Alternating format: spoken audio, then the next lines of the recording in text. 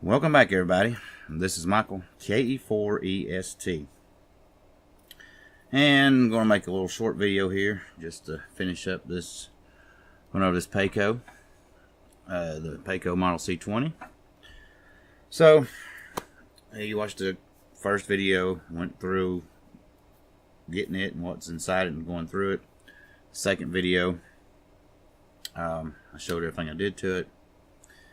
And now in this video, I'm going to show you the real quick, simple alignment procedure, and we'll test a couple of components with it. You know, I ain't gonna get too crazy, and just kind of, you know, show you about it a little bit, so you'll get more familiar with it if you have one of these units. And like I say, this kind of applies to, there's other brands out there, and they're almost identical. You can look these things up. You see them at Hamfest or Swap Meets or on eBay. You look up resistance and capacity bridge or capacitance bridge, resistance bridge, things like that. And some of them almost look as identical to this. And a lot of times the insides are almost the same or real close to. So you can just go through and figure that out and kind of use this, you know, as a basis for those too. And I've had it running here for a couple hours. That's one thing it doesn't tell you here. It says right here in the, get this in the shot here, calibration included as part of this kit is a 200K ohm precision calibrating resistor. To calibrate the assembled kit, proceed as follows. Now, I don't have a high precision 200K resistor. I do have plenty of 200K resistors. So I went through with the modern meter and went through them and found one, graded them until I found one that was right dead on. So what I'm going to do with this, I'm going to use this one to do it. Now, like I said, you can plug test leads into this, like I said before, but to do the calibration, you hook this straight into it. And like I was saying too, you need to make sure, you know, it goes right into it. It says connect your line cord, 117 volts, 50 cycles, you know, 50 or 60 cycles. And just be careful not to touch anything behind the front panel. This is doing it with the cover off. I've already got the cover back on, so everything's warming up. And it starts going into the, it don't say give it warm up time.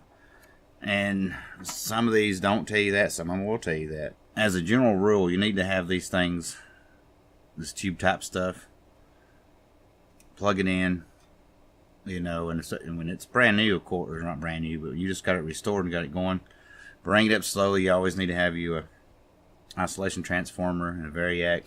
Bring it up slowly, you know, until you get to the voltage like 120 volts or whatever nowadays, you know, in the US.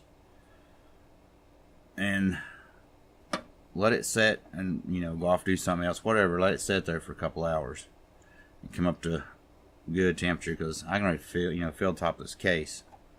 It's warm. This side's a little warmer where the tubes at are over here. And this side here, but you still feel the heat. Like if I touch something else over here, yeah, I'm touching another piece of equipment that's sitting there, not plugged in. It's definitely can feel the temperature difference. So, you know, if you're gonna have this sitting on your bench, you're using it for hours at a time, or during the, you know, you're sitting there all day testing stuff, whatever. Usually you're not gonna flip it on, test it, and turn it off. You'll have this stuff on, you know, for a while, and you want to have it as accurate as you can. But letting it warm up for a while is a really good idea. So this has been set and warming up, and it says here, rotate the power switch on the power factor control. Clockwise stick clicks on, which I've already done, of course. It's been sitting here warming up for a while. Turn the range switch to the 5K to 5 meg position, which it's already in there. Connect the 200 ohm precision calibrating resistor to the resistor cap test leakage binding post. So in other words, they take this, and instead of using test leads or something, you need to hook it straight in there. And you know, these binding posts got little holes in them, so back it off. Put that one in there, tighten it down.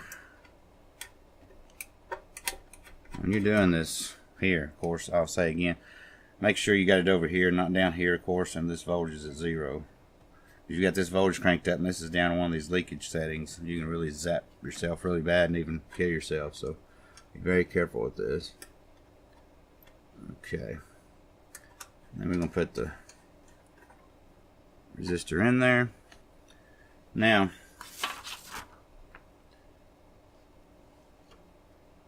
it says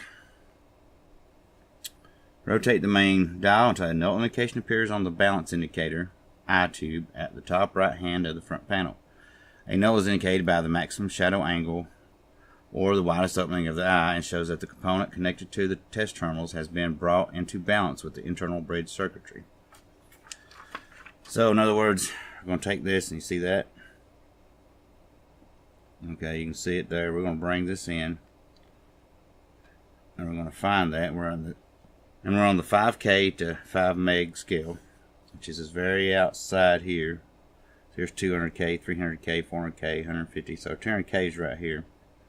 So bring this until we get a null. That shadow angle opens up. You can kind of bump it back and forth till you see that right there. And you see we're not on 200K, even though we know this is 200K resistor. Anytime, you know, it's good to go back, especially at the older stuff, every couple of years or every year or so. Just make it part of your routine to go through in your maintenance of your equipment, cleaning, whatever. Recalibrate them, especially when you take one and you go through and change parts out inside of one. Definitely, you know, it's automatic recalibration. It's going, you may have it dead on, it's working. You go and change out a couple of parts, and then it's going to be over here or something. So bring that and find that, which we did, and you can see it's off. Okay, it says the pointer should now point to the 200K marking at the top center of the top dial marking. If not, loosen the knob set screw, rotate the knob until the pointer points to 200K, and tighten the set screw. Recheck to make sure that the repositioning of the dial knob did not change the setting of the dial control. This one adjustment completes the calibration of the instrument. So after this, we'll be done with calibrating. So what they're saying is, you've got it set there, okay, and under here, probably really can't see it that good, there's the set screw. You're going to back that off enough so that when you turn this, it's not, as you see, the shadow angle stay in there where I put this at. And put this dead on as best you can. 200K. Okay. And I'm going to take two hands, going to hold it there very gently because you don't want to break this plastic pointer here. I'm going to hold it there. Get under here. It can take a second sometimes. Find that. Get that on there. Very carefully and tighten it down. And then it says recheck it. So now when we find the maximum shadow angle, we should be reading right at 200K, and we are. There may be a hair off. Well, no, maybe not. Okay, so that's right on it. So I'm going to go back in here again. Just a little bit of tweak, because I didn't have it really seated. And then again, check it. And I don't know what the camera's showing with the camera angle, but that right there is on right at 200K. And so there you go. That's adjusted. So now it's 200K resistor. If we're checking it, you know, and you can see the, like I said before, you can see the bands on this. It's 200K. You're checking the part to see if it's still in tolerance. And we go, okay, 200K, it's close. If it's off just a hair, you know, when you're checking the part, not during the calibration. Okay, the calibration's done now, and it's over here just a little bit off. You know, that's within tolerance. If it's way over here, then we know this part's way out of tolerance. We need to throw it away and replace it. Okay, so let's take that out. Okay, we got this resistor here. You see that? Get that just right. That's red, yellow, red. So 2, 4, and 2 zeros, 2.4K. Okay. Now this is just a resistor I randomly just grabbed. I didn't pre-set these up, in case you're wondering. Alright. Let's put her in there. Tighten it down. And let's bring this back out so you can see what I'm doing. Now, 2.4K should be moved over here to this scale here. The 50 ohm to 50K ohms. So that's going to be the second set here. 5K, 4K, 3K. It starts over way down here, comes around. So there's 2K, there's 3K, there's 2.5K. You see that sticks up a little more, the indicator. So 2.4K should be right in there. And right on 2.4K. Right, so pretty good. Let's try this one I grabbed out of this mess of used resistors here. Got like a little tray I throw them in and eventually go back and sort them out when I'm building something or testing something, put them back where they go. But this is a, see that, 10K, brown, black, orange. Okay, so we're in the right range. We're at 50 to 50 or 50 ohms to 50K ohms. Okay, and 10K is right here. So let's stick it in there.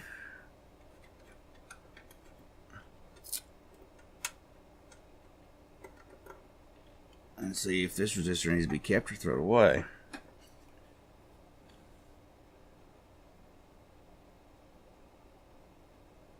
Right there. So that's reading. See over here, it starts getting not as accurate on the side. We're a little past 10K there, maybe about 11K. They just kind of a little bit out, ain't it? Let's come back here. Let's go to this scale, 50K to 5 meg. So that should be over here. And this outside's that 10K. And let's see.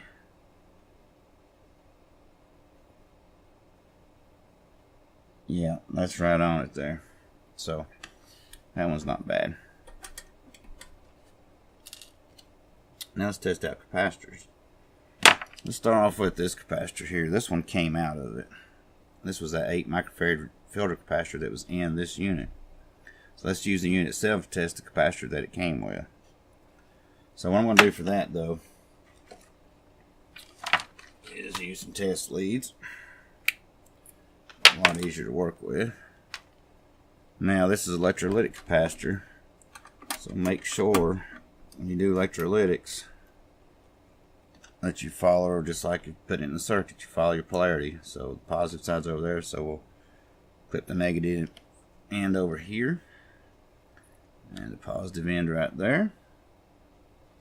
Okay, capacitance is over here on this side, and then on the inside here is capacitance. See that?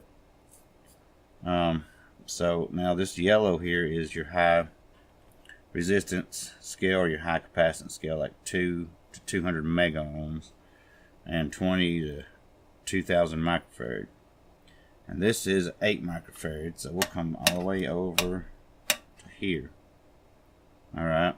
Also, this power factor I was talking about only works in these last two. The last two here. It doesn't work in the first couple of positions on the capacitance testing. So we're on the 0.1 to 50 microfarad scale, which is right in here, if you can see that. 0.1, 0.5, 1, and this is an 8. So if we bring this around, 8 is right about in here. And look at that.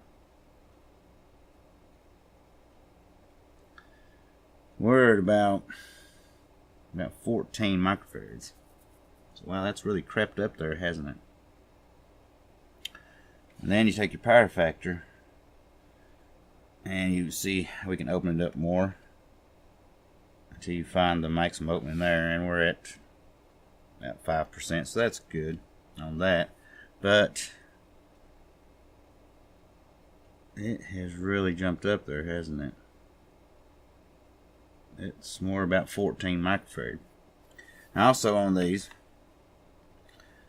this is where you gotta be really, really careful. Don't touch these, don't touch that. We can check this for internal leakage, you know, the electrical leakage. So we can bring this all, make sure this is at 0, bring this all the way down to here. Now this is going to put voltage across this, going by this, from 0 to 500 volts. Now make sure you don't exceed the rating. This is a 525 working volt DC capacitor. So it's supposed to take up to 525 volts. And we start charging that capacitor set slowly. See how it's getting at 200 volts. See that? It should open right up. So you turn it back down so discharge it. So yeah, that capacitor is out. It's definitely bad, which we knew it would be bad, you know, anyway. In this, the age of this type of capacitor, we get rid of, you know, right away. You're restoring something like this. Okay, let's look at this one here. It came out of it. That was that big one in the back. This is 0.22 microfarad at 600 volts. So let's check the, turn that down, let's check, so 0.22. So we'll put it right there. And let's check and see what it's going to show. And it's pretty close. There's 0.1 and there's 0.5. So 0.2, yeah, about 0.3, so a little past 0.3, plus or minus 20%. So that's too far out. I mean, really, this is 0.22, so 50%, that's 0.11. So 0.11 to added to this would be 0.33, and you know, we're at 0.2, 0.3, a little past it, so we're about 50%. So it's drifted off that much. Okay, power factor is good, but it's really, the power factor is really meant more for the electrolytics. But now we'll put this in the micropaper position and check the voltage. Now remember, we've got 250 volts across that. It's doing pretty good.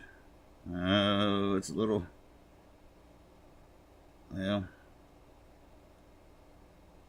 yeah, it's trying to close, ain't it? Yeah.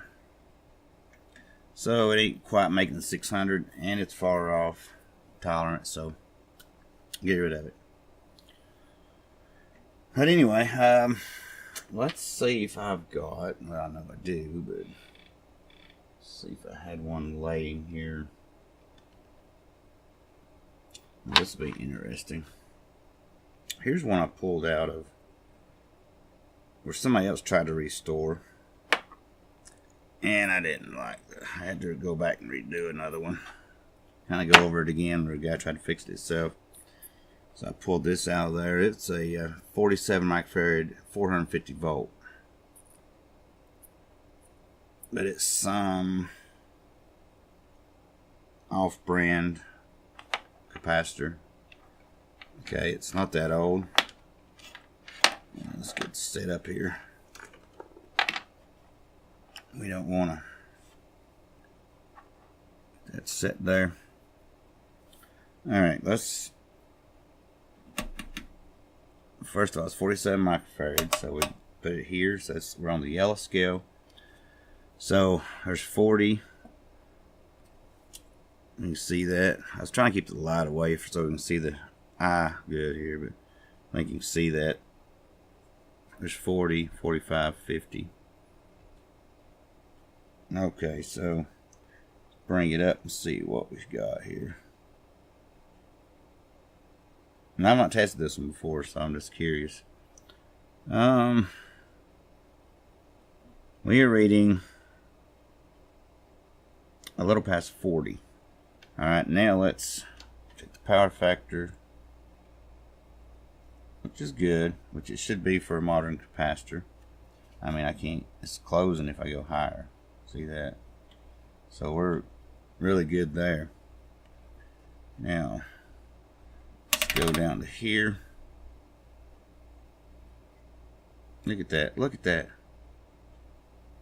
Look at how that's slow that is.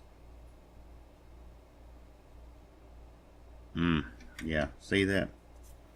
That's what you gotta watch about buying these. You can get good deals on eBay or something or whatever.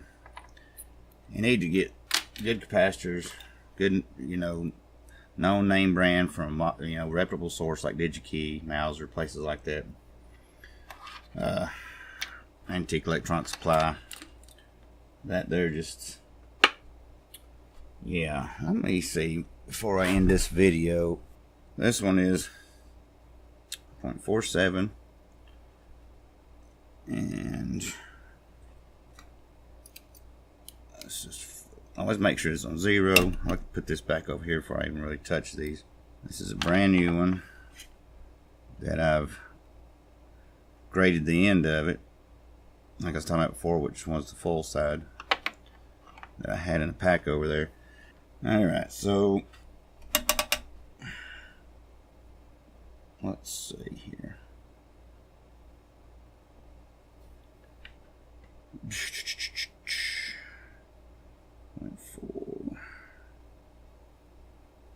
A little bit before. Yeah, I don't have the cameras looking at that, but it's about, looks like 0.45. So that's close enough for that. And of course, this still may be off a little bit. This ain't perfect. Of course, power factor, yeah, it's gonna be good. You can't even get any better. You can't make it any worse. It's because it's gonna get there, so that's really good. So these are really good Illinois capacitors. Very, very good capacitors. And it is, let's just bring that down here. And this is good for 630 volts. Look how that opens right up. Takes it a second to charge up, bam. You don't sit there and hesitate. Go up to 500 volts, opens right up. So that's a good capacitor. Alright, all the way down to 0. Bring this back somewhere out of these voltage. Because when you put it down here, it puts voltage over here. This was to go something, whatever, and you think you're on 0, but when it goes out inside, you could have voltage over here. So I always like to bring it up here too. It's kind of double. And then if you always put, just charge it through resistor across it to make sure, if you want to be triply safe. But anyway, so there it is, the Paco Model C-20. We went through it, rebuilt it, got it going, it's ready to go. Now I can put it over there and use it if I want to. But anyway, there it is. There it goes. That's it. Now, like I said, I can use it or whatever. Of course, nowadays I use a one I built that works a whole lot better. Uses low voltage to test for leakage and all that. And you got to worry about the high voltage. That's another thing from Mr. Carlson's lab. If you go over, join up at his Patreon, he shows you how to build one that works a whole lot better and a whole lot safer, than these. These work good, but you gotta mess with the high voltage and all that. So I hope you enjoyed this little series on the Paco Model C-20. Don't forget to give me a thumbs up down below if you liked it, or if you're not subscribed, make sure you subscribe. We got more stuff coming up. I'm already working on another video, another project that'll be coming up in the next few days or week or something like that. So stay tuned for that, and we'll do another restore.